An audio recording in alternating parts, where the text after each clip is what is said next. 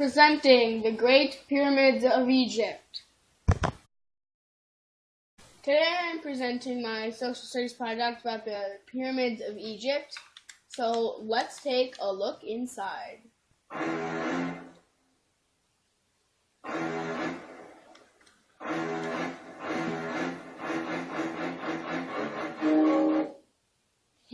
It's blocked. Well, this is because it's the ascending passageway that leads from the entrance of the pyramid to the Grand Gallery. It's approximately 1 meter wide and 1 meter tall.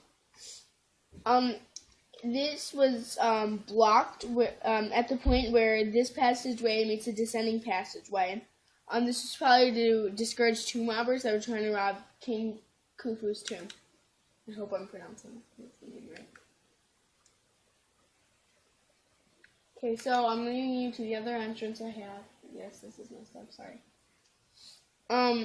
So here is the descending passageway. It leads from the entrance of the chamber to the unfinished chamber down here. It's approximately 29 meters wide, and yes, it's supposed to be descending underground further, but this is super flat wall and it's only 3 blocks deep, so I couldn't do that. So this is the underground chamber. It was unfinished. This is how we found it. Some people think this is for religious reasons. Others think it was supposed to be the burial chamber of King Khufu, but the builders changed their mind and decided to pick another area. And lastly, some people think this is to fool tomb robbers and lead them away from the real burial chamber of the king. This is the connecting passageway. This allowed workers to get out of the pyramid after large stones were lowered to block the ascending passageway that I showed you earlier.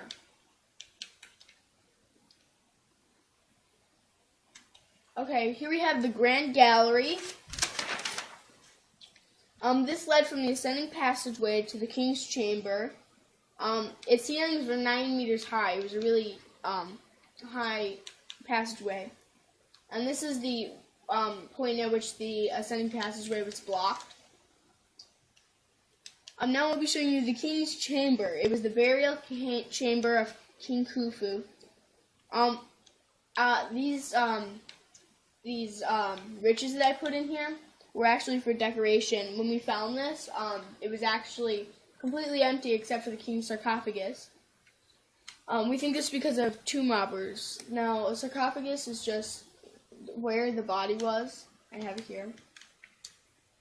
And in the king's chamber were ventilation chambers, kind of, that led to the outside. Some people think this is for ventilation, or it's for religious reasons, because certain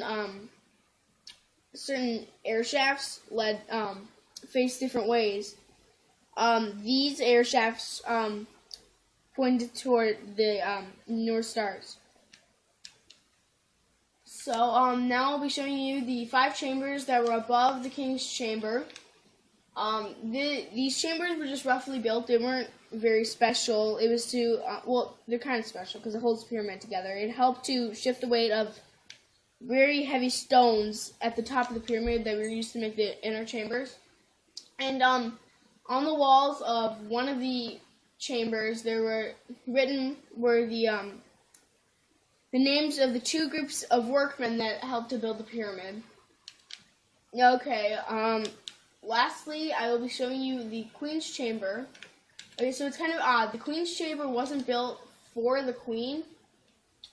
The Queen had their own separate pyramids nearby. We think these chambers were to hold some of the funeral objects of the king, or maybe some tools that were used to build the pyramid. There were also ventilation vents in the Queen's Chamber. These ventilation chambers were pointed toward the constellation of Orion. So thanks for watching, and if you want to make this Pyramid of Giza yourself, here's what it took me to build. Thanks for watching, bye.